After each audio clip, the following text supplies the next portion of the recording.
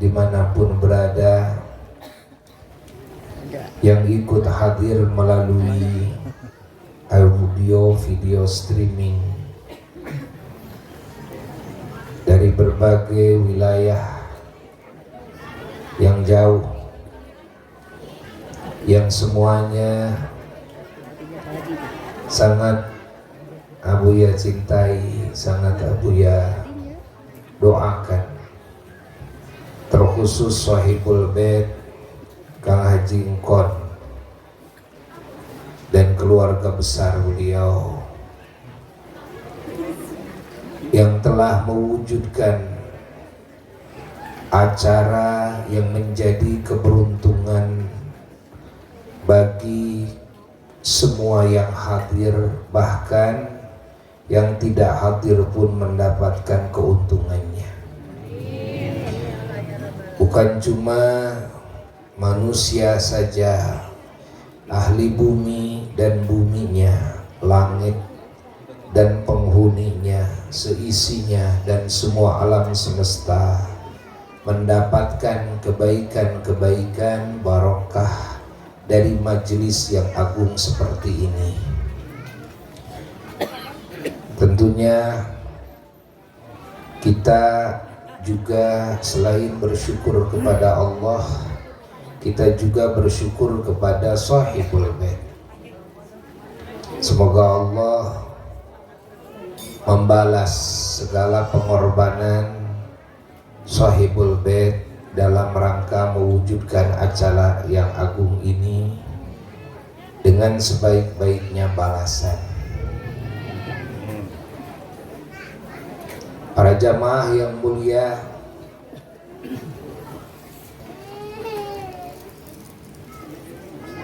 acara ini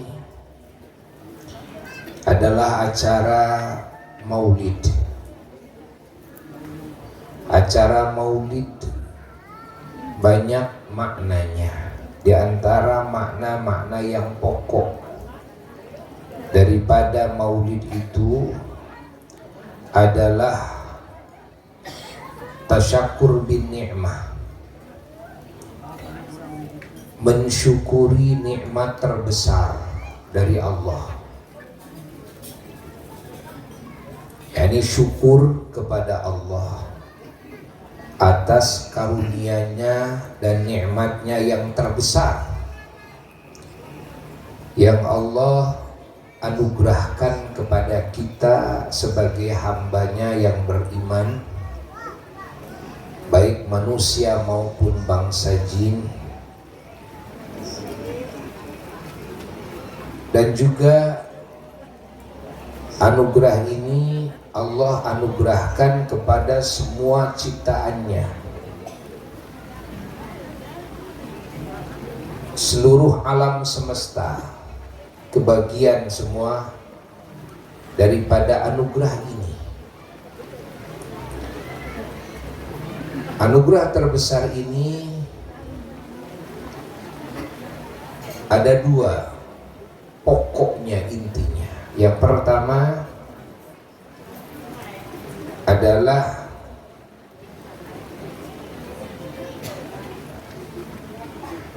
agama Allah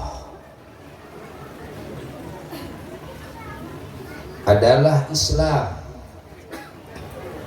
yang Allah anugerahkan kepada seluruh nabi, seluruh rasul alaihimus salatu wassalam dan umatnya masing-masing, dari mulai Nabi Adam alaihi salatu wassalam sampai nabi kita dan umatnya Sayyiduna wa Maulana Muhammad sallallahu alaihi wasallam.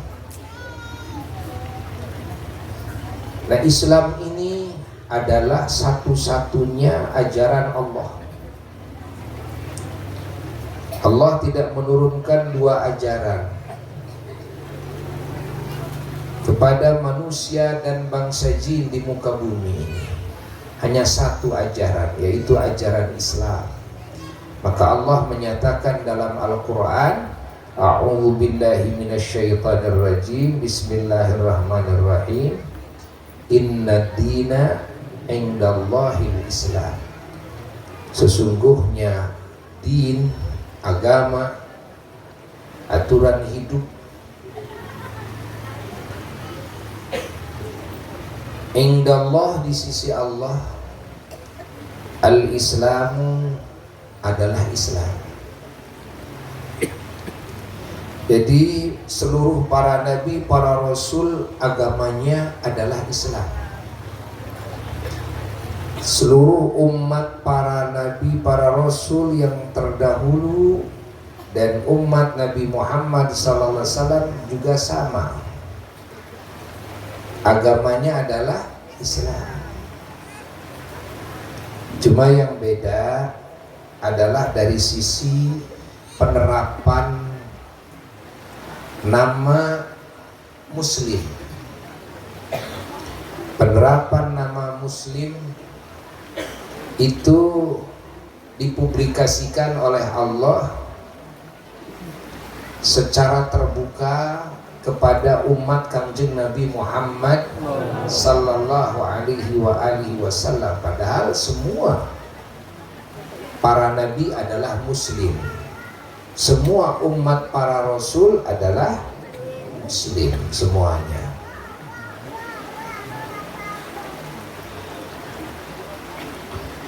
Namun di umat para rasul terdahulu, penerapan muslim itu hanya diterapkan kepada nabinya.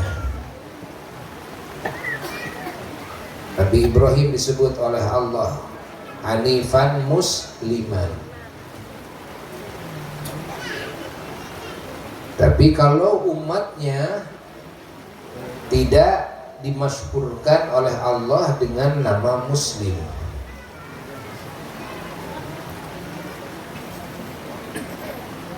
Kalau mukminin ini seluruhnya ya digunakan bagi seluruhnya mukmin gitu.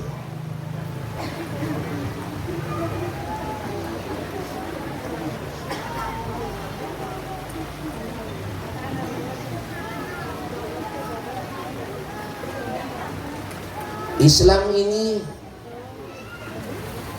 disebut oleh Allah dalam Quran fadlullah. Fadlullah itu adalah karunia Allah.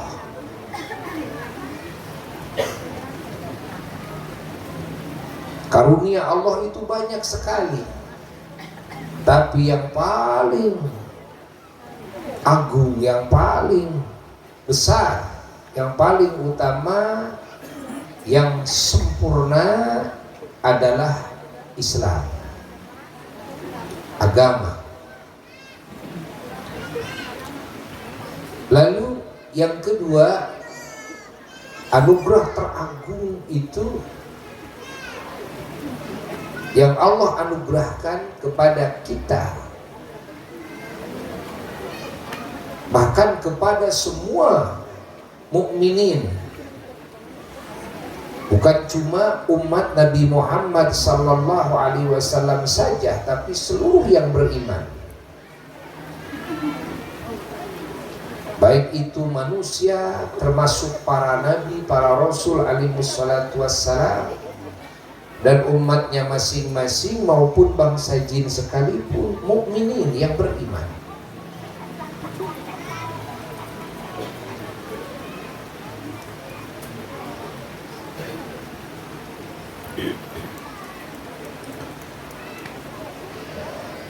Dan juga semua malaikat itu mukmin semuanya.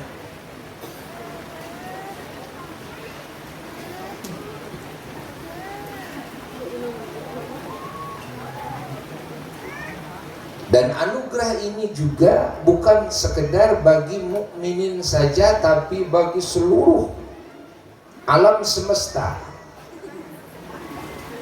Apa itu? Adalah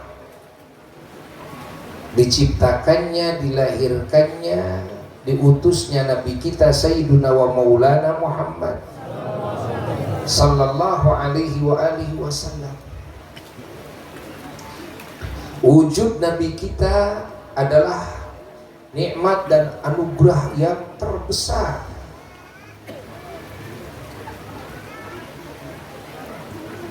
Pahami oleh kita.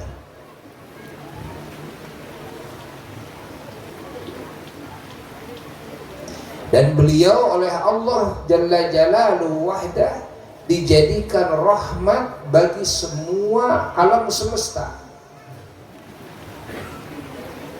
Allah bersaksi dalam Qur'annya, wa ma arsalnaka illa rahmatan lil alamin. Kami tidak mengutus engkau Muhammad kecuali menjadi rahmat,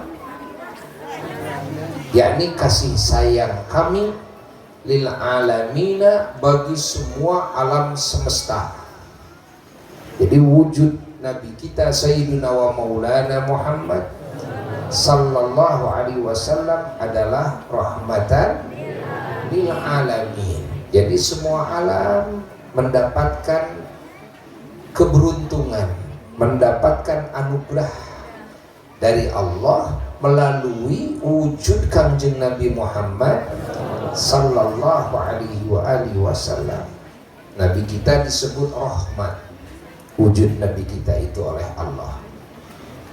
Dan juga dalam ayat lain Allah menyebutkan ul bi fadlillahi wa bi rahmatihi fabidzalika falyafrahu huwa khairum mimma yajma'un. Yang maknanya wallahu a'lam bi muradihi bidzalik, qul, katakan oleh engkau wahai kekasihku wahai Muhammad sallallahu alaihi wasallam, bi fadlillah, dengan karunia Allah lah. Apa itu karunia Allah? Yaitu agama Allah. Ahli tafsir mengatakan fadlullah itu agama Allah.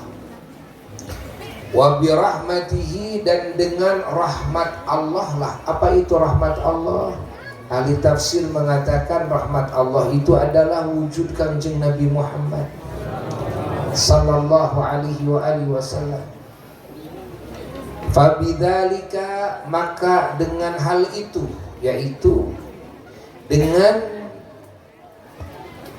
menerimanya kita semua dari Allah, karunia-Nya dan rahmatnya, yaitu agama Islam dan wujud Kangjeng Nabi Muhammad sallallahu alaihi wasallam, falyafrahu, katakan wahai kekasihku Muhammad kepada mereka, bangsa manusia, bangsa jin, falyafrahu, maka mereka harus merasa gembira, mereka harus merasa bahagia.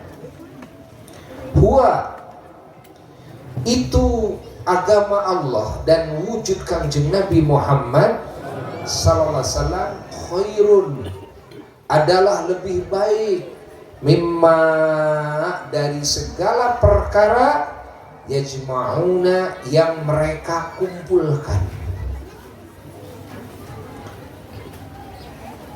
Artinya semua manusia dan semua bangsa jin, andai kata mereka dalam hidupnya mampu mengumpulkan segala kebaikan apapun, maka kehadiran agama Islam dan wujud Kangjeng Nabi Muhammad sallallahu alaihi wasallam khairun mimma yajma'un, jauh lebih baik dari segala kebaikan yang mereka kumpulkan.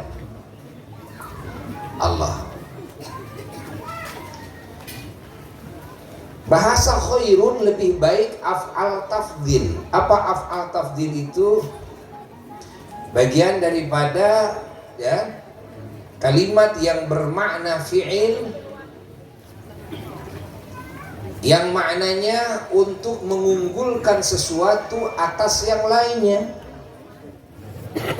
Kalau bahasa khairun lebih baik, maka perbandingannya harus dengan yang baik, bukan dengan yang buruk.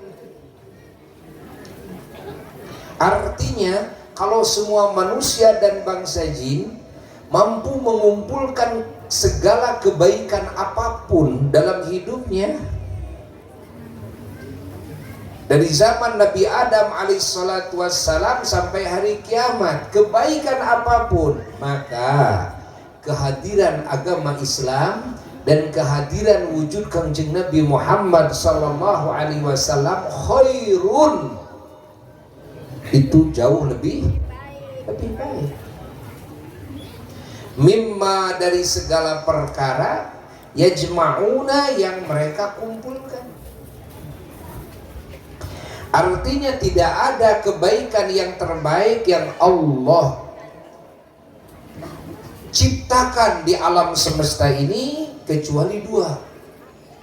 Satu agamanya, dua Kangjeng Nabi Muhammad sallallahu alaihi wasallam. Tentunya para rasul baik, para nabi baik, para malaikat baik. Tentunya sorga baik, semua penghuni sorga baik, isi sorga baik, kenikmatan sorga baik. Tentunya arasnya Allah baik, kolamnya Allah baik, lauh mahfudnya baik, kursinya Allah baik. Ingat, apa itu makhluk hidup, apa itu yang tak hidup menurut kita? Apapun yang baik yang Allah ciptakan, tidak akan ada yang bisa membandingi kepada baiknya dua perkara. Satu adalah agama Allah, kedua adalah wujud Kangjeng Nabi Muhammad sallallahu alaihi wasallam. Ini dua ini terbaik.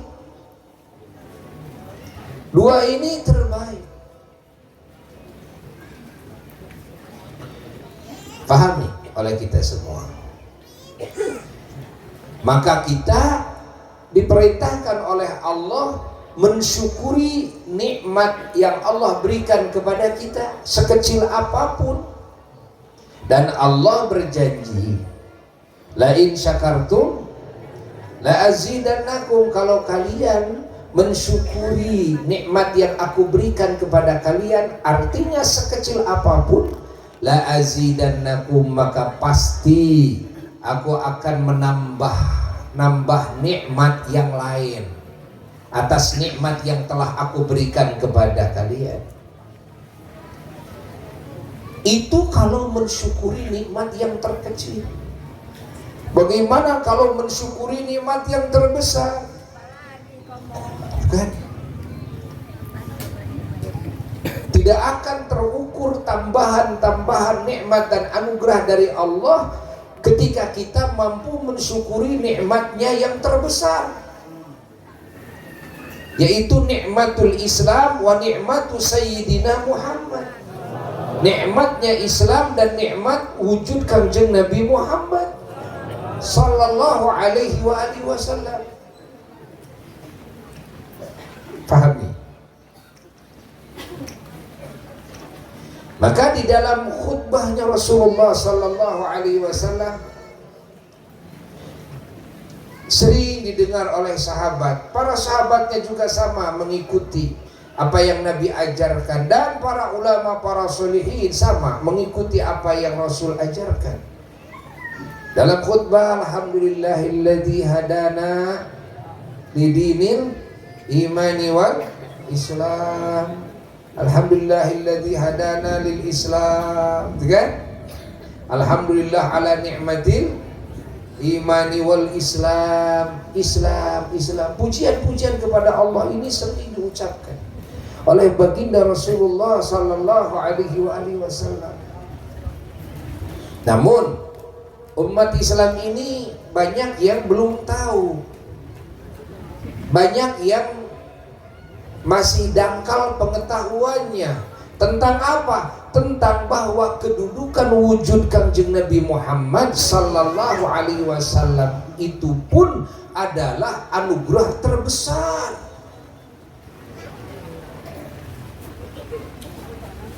Kalau Islam adalah anugerah terbesar yang harus kita syukuri, itu sudah lumrah difahami dan diketahui oleh kebanyakan umat Islam. Tapi kalau wujud Kanjeng Nabi Muhammad SAW adalah anugerah terbesar, ini yang jarang difahami oleh kebanyakan umat Islam. Makanya diperlukan mengadakan acara maulid agar semua umat Islam itu bisa mensyukuri wujud Kanjeng Nabi Muhammad SAW dan mengetahui, meyakini bahwa wujud beliau adalah anugerah terbesar juga. Paham? Jadi muludan, maulid itu adalah majlis tasyakkur bin ni'mah al-kubra, mensyukuri nikmat terbesar dari Allah. Adalah mensyukuri nikmat wujudnya siapa? Kanjeng Nabi Muhammad sallallahu alaihi wasallam, dan mensyukuri agama Islam yang Allah anugerahkan kepada kita. Nah, jadi kalau majelis maulid adalah majelis mensyukuri nikmat, tentu majelis ini adalah majelis yang agung, dan kumpulan kita, pengorbanan kita dalam rangka mengadakan acara seperti ini, hadir di acara seperti ini, semuanya adalah amal soleh yang sangat besar nilainya. Kalau bagus niatnya, maka pahala dari majelis seperti ini tidak akan terhitung pahalanya. Karena yang disyukuri adalah nikmat terbesar, yang mana dengan dua nikmat terbesar ini, yaitu dengan Islam dan wujud Rasulullah SAW, Allah ciptakan seluruh nikmat dan rahmat ke seluruh alam semesta. Maka mensyukuri keberadaan Nabi, mensyukuri anugerah Islam ini adalah mensyukuri semua nikmat yang Allah ciptakan. Kira-kira pahalanya segimana? Tidak akan ada makhluk yang mampu menghitungnya. Kan? Adapun saudara-saudara kita yang mempermasalahkan maulid itu tidak ada dasarnya dan sebagainya, mereka kan tidak paham kepada makna daripada majelis maulid itu. Tidak paham mereka kepada makna syukuran. Tidak paham. Makanya sering Buya jelaskan, kalau ada orang yang bertanya seperti itu, tinggal tanya lagi mereka, menurut kalian kelahiran Nabi SAW itu anugerah apa musibah? Kita tanya sama mereka yang membid'ah. Itu saudara-saudara kita kasihan karena kebodohan, bukan karena kecerdasan, tapi karena kebodohan. Karena tercekok dengan pemikiran-pemikiran ustadz-ustadz yang masih dangkal keilmuannya. Ya kan? Makanya perlu ditanya lagi, kelahiran Nabi itu anugerah apa musibah? Jawabannya pasti anugerahnya itu, wujud Nabi itu apakah anugerah yang biasa-biasa, yang kecil, atau yang sangat besar? Nah, saya sekarang mau tanya kepada kalian, kita punya rumah, ya, mengadakan syukuran, bagus gak menurut kacamata Islam? Diperintah gak oleh Allah mensyukurinya? Kita sehat lalu syukuran, kan? Ada yang punya jabatan, syukuran, kan? Lahir anak, akikah itu kan syukuran. Anak dikawinin, walimah nikah itu juga syukuran, itu kan? Sehingga di sana disunnahkan nyembelih domba, ngasih makanan kepada yang hadir, traktir gitulah, makan minum, kan begitu yang namanya walimah nikah, walimah khitan kan begitu kan? Nah,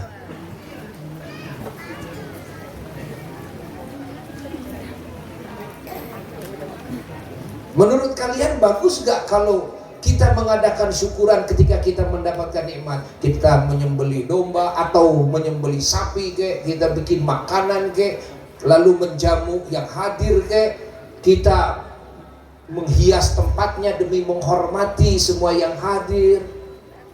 Dan bagus gak itu? Tidak akan ada di agama manapun yang mempertentangkan masalah ini. Yang tidak beragama sekalipun komunis suka ngadain syukuran kok. Buya ikut menyaksikan, bahkan Buya sering diundang kok. Mereka tidak beragama, tidak bertuhan sama sekali, tapi Buya diundang. Ada apa ini kok? Ini saya syukuran katanya, saya bikin mall. Oh, syukuran? Ya. Emang mereka punya Tuhan? Tidak. Tapi mereka syukuran. Ya. Di agama manapun namanya mensyukuri nikmat itu tidak ada yang salah.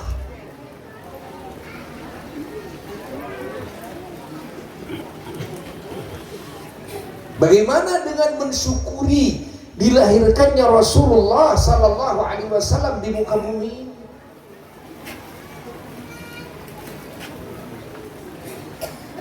Kalau ada yang mengatakan, mengadakan acara seperti ini syukuran cukup satu kali aja seumur hidup. Kata siapa? Kalau saya mensyukuri sehat saya diulang-ulang setiap tahun, apakah salah? Kalau saya mensyukuri bahwa saya punya rumah baru, tapi diulang-ulang nanti syukuran lagi, apa salah? Kan? Ini yang sifatnya kebaikannya, yakni nikmatnya kecil, nikmatnya hanya dunia. Boleh jadi ada habisnya, kalau rumah ada habisnya, tapi kan kelahiran Rasulullah SAW kebaikannya tidak ada habisnya. Sampai ahli sorga di sorganya dan abadi selama-lamanya semuanya mendapatkan kebaikan yang wasilahnya dari Kanjeng Nabi Muhammad Sallallahu Alaihi Wasallam. Maka sangat perlu terus diulang-ulang, dan sekaligus dengan mengulang-ulang itu ada efek positif bagi yang lupa jadi ingat lagi, bagi yang tidak tahu jadi tahu, bagi yang tahunya sedikit menjadi luas tentang keagungan baginda Rasulullah. Dan majelis seperti ini bukan hanya majelis syukuran, juga di sini majelis sholawat, di sini majelis mengungkap keagungan Nabi, di sini majelis memuji Nabi, mengungkap keterpujiannya, di sini majelis bertawassul kepada Allah dan dengan keagungan Kanjeng Nabi Muhammad SAW agar segala hajat-hajat yang hadir dikabul oleh Allah. Mungkin orang yang tidak hadir juga bisa dikabul, ya kan? Dengan apa? Dengan tawasulnya yang hadir, dengan keagungan Rasulullah SAW. Majelis ini juga majelis doa, majelis ini juga majelis silaturahmi. Tentunya manfaatnya tidak terhitung.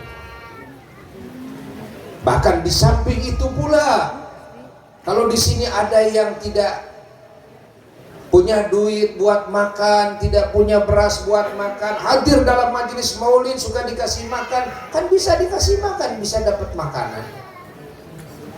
Maka dengan mengadakan acara maulid, bikin makanan, bikin minuman, yang hadir kan, diantaranya bukan orang yang mampu saja, banyak orang-orang miskin. Bahkan kita harus mengutamakan mereka, orang-orang miskin, orang-orang fakir, undang dalam majelis maulid, kasih makan semuanya. Allah.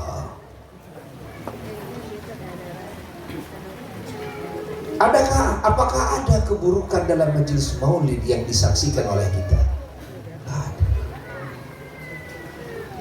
Apa ada yang salah dalam majelis maulid? Mungkin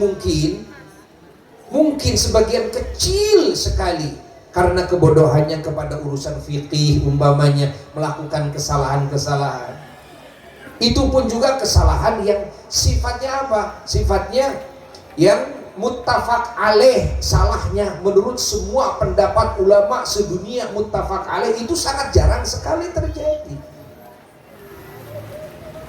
Kadang-kadang orang memunculkan salahnya seseorang, padahal salahnya tersebut bukan muttafaq alaih, bukan yang disepakati salahnya, tapi yang diikhtilafkan salahnya, namun dimunculkan ke publik, ya.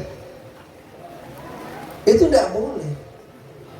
Kesalahan yang diikhtilafkan salahnya jangan dianggap salah secara keseluruhan, tidak. Jangan dianggap salah juga secara mutlak, tidak.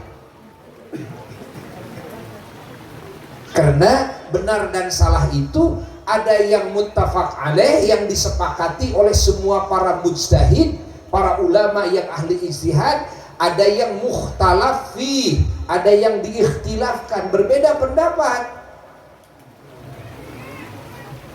Ada yang berbeda pendapat. Kalau yang berbeda pendapat tidak bisa kita menghakimi itu salah lalu dipublikasikan, disebarluaskan, tidak. Ya, tidak. Pahami oleh kita semua, hayati oleh kita semua, ya. Maka kita harus bersyukur kepada Allah ketika kita di daerah kita banyak majelis maulid seperti ini. Bahkan kita harus berupaya, kita pun bisa mewujudkan majelis seperti ini dengan harta kita. Ngadain maulid Nabi di rumah kita, ngadain maulid Nabi, kan? Ingat, dengan harta kita. Bukan cuma kita ngedompleng ke maulid yang lain saja, ya. Tapi ngedompleng